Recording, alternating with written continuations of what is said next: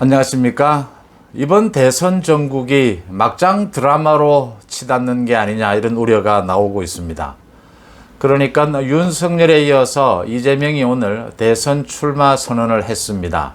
그러니까 여야의 양강구도를 형성하고 있는 윤석열, 이재명이 대선 출마를 나란히 선언을 했는데, 대선 출마를 왜 했는지, 어떤 국정 운영의 비전을 갖고 있는지 이런 얘기보다 줄리, 그 다음 김부선, 형수 쌍욕, 정치권이 이런 얘기로 가득합니다. 이재명은 오늘 대선 출마 선언을 하고 난 뒤에 이제 기자들과 만나서 그 소위 형수 쌍욕에 대한 이야기가 나왔습니다. 자신이 부족해서 생긴 일이다 라고 얘기를 하면서 모두 시인을 하고 대국민 사과를 했습니다. 또 형수에 대해서도 사과를 했고 이해해달라, 용서해달라 라고 머리를 숙였습니다. 그 다음에 자신의 사생활 부분, 그러니까 영화배우 김부선 씨와의 그 지금 논쟁거리 부분, 김부선 씨는 이재명과 오랫동안 사귀었다 이렇게 얘기를 하는데, 이재명은 이제 변호사 하면서 두세 차례 만난 것 이외에는 만난 적이 없다, 이렇게 해서 계속 소송까지 걸려있는 이런 부분에 대해서는 다음에 얘기할 기회를 찾아서 소상히 얘기를 하겠다, 이렇게 일단 넘어갔습니다. 윤석열 관련해서도 그 윤석열의 부인인 김건희 씨가 줄리라는 이름으로 강남의 한 호텔의 그 술집에서 일을 하지 않았느냐, 호스테스로 일을 한 적이 있지 않느냐라는 의혹, 그 다음에 어떤 검사와 지금 이제 차장 검사를 지내고 변호사를 하고 있다라고 합니다. 그 검사와 동거 생활을 하지 않았느냐, 이런 의혹입니다. 이런 소문들이 정치권에서 많이 얘기가 되고 있습니다.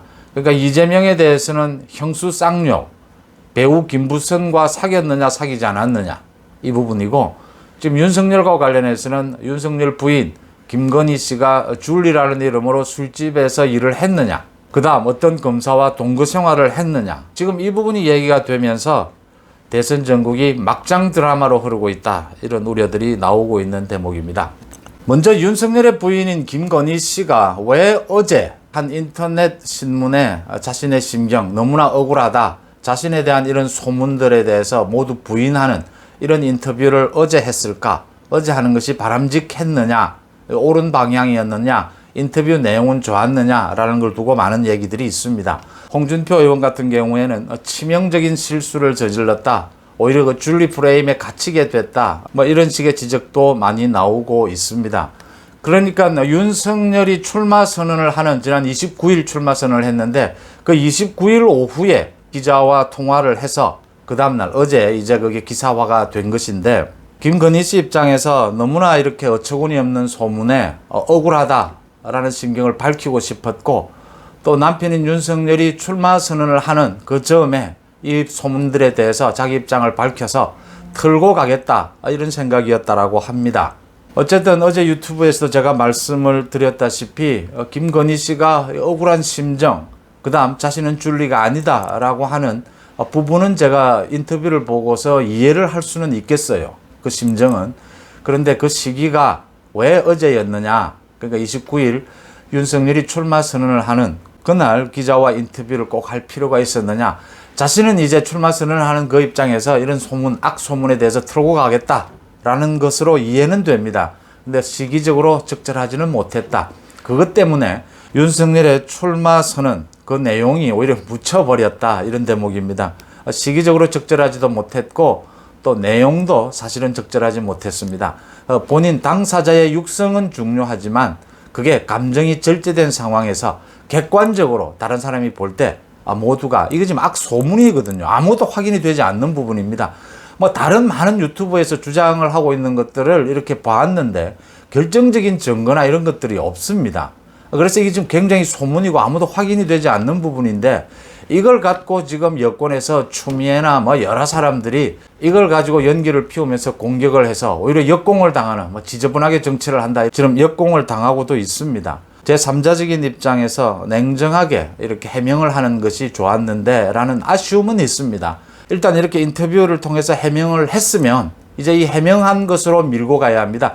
이게 치명적인 실수다, 저는 그렇게는 보지 않습니다. 그러니까 언젠가는 이 해명을 해야 될 부분이고 본인이 직접 또 해명을 해야 되고, 그게 제3자를 통해서 걸러져서 이 얘기가 충분히 해명이 되어야 되는 부분이다. 또 이미 인터넷이나 SNS 상을 통해서 지금 뭐 윤석열 X파일을 통해서가 아니라도 이미 이 관련 김건희 씨 관련된 소문들은 너무나 많이 퍼져 있기 때문에 이걸 그냥 넘어갈 수는 없다. 시기적으로 어제가 적절했느냐라는 부분은 좀 문제가 있겠지만 그래서 곧 빨리 정리를 해서 그 윤석열 캠프에 이제 네거티브 대응팀이 만들어져 있으니까 이 소문에 대해서 명료하게 밝히는 것이 이왕 이제 인터뷰까지 나왔으니까 그게 적절하지 않겠느냐 싶습니다. 이 김건희 씨에 대한 소문을 보면서요. 우리가 형사소송법에서 가장 중요한 것이 입증 책임을 누가 하느냐가 가장 중요하다고 하죠. 이 입증, 자신의 주장을 입증해야 될 책임이 어느 쪽에 있느냐에 따라서 이 재판에서 이기고 지고 결정적인 영향을 미치게 되죠.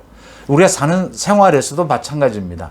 김건희 씨 경우를 보면서 이게 어떤 한 여성에게 과거에 술집에서 근무를 했느냐, 과거에 동거를 한 일이 있느냐, 이렇게 이거 거의 인격 살인에 가까운 이런 공격, 이런 주장을 하려면 그 주장을 하는 쪽에서 정말 명료한 증거를 내놓아야 합니다. 이 증거를 내놓지 않고 어떤 여성에게, 뭐 남성도 마찬가지입니다. 이런 식의 얘기를 하게 되면 굉장히 누구 말처럼 정말 지저분한 공격이다. 이렇게밖에 할 수가 없는 겁니다. 그 공격을 한 그 사람에게 문제가 있다라고 할 수밖에 없습니다. 윤석열이 직접 이것에 대해서 어제 한 방송 인터뷰를 통해서 밝혔어요. 그 장모와 사업적으로 관계가 있는, 지금 장모권은 뭐 내일 이제 1심 선고가 나지 않습니까? 그 요양원 관련해서요. 그런 요양원 관련해서 피해자라고 주장하는 그 당시에 동업자라는 사람이 이런 나쁜 소문들, 이 처가에 대한 이런 나쁜 악소문들, 나쁜 음해들을 7, 8년 전부터 계속해서 이 문제를 제기하고 있어서 처가가 굉장히 고통을 당하고 있다. 이런 얘기들입니다.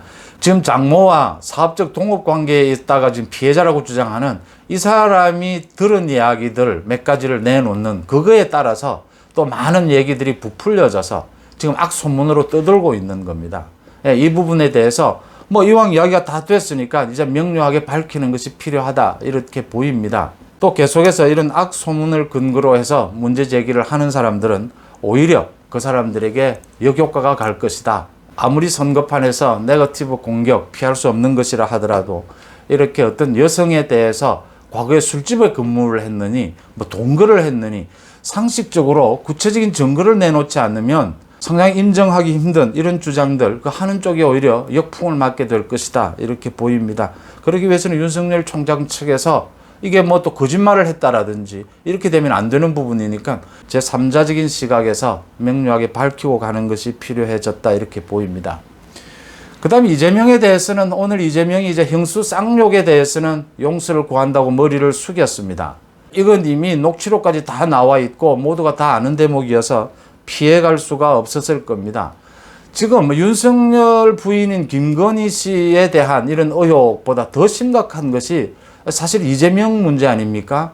이 이재명의 형수 쌍욕, 그 다음 배우 김부선 씨와의 그 진실 공방, 이 부분에 대해서는 명료하게 이게 지금 몇 년째 소송을 하고 있으면서 김부선 씨는 총각 행세를 해서 사귀었다라고 하고 지금 이재명은 사귀지 않았다라고 합니다.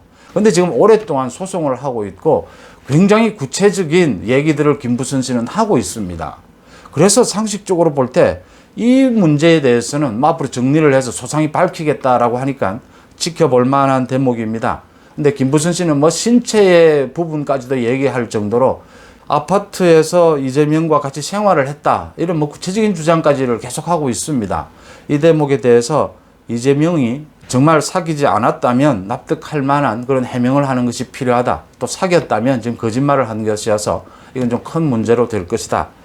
그 다음에 형수 쌍욕에 대해서 말씀이죠. 이 이재명이 용서를 구한다. 자기가 부족했기 때문이다. 라고 넘어갈 부분이 아닙니다. 이 녹취록을 보면 사람이 할 수 없는 욕을 하고 있습니다. 그냥 쌍욕이라고 하니까 우리가 뭐 개나 소를 이야기하는 이런 것이 아니고요. 많은 분들이 아실 겁니다. 이 사람의 입으로 정상적인 사람의 입으로 입에 담을 수 없는 욕을 하고 있습니다. 이 대목에 대해서 어떻게 그럴 수 있는 건지, 이 자기가 부족했다. 그런 말을 입에 담은 사람, 평생에 걸쳐서 우리 일반적인 사람들은 한 번도 입에 담지 못하는 그런 욕입니다.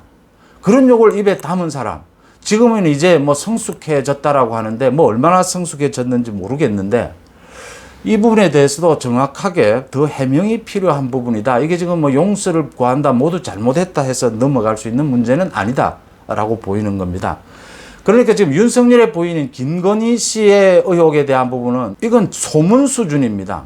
이건 소문 수준이고 아직 진위 여부도 정확하게 알 수가 없습니다. 정말 더 심각한 것은 이재명의 형수 쌍욕, 그 다음에 배우 김부선 씨와의 관계에 대해서 이 언제까지 국민들이, 유권자들이 김부선 씨와 그 옥신각신하는 다툼을 봐야 합니까?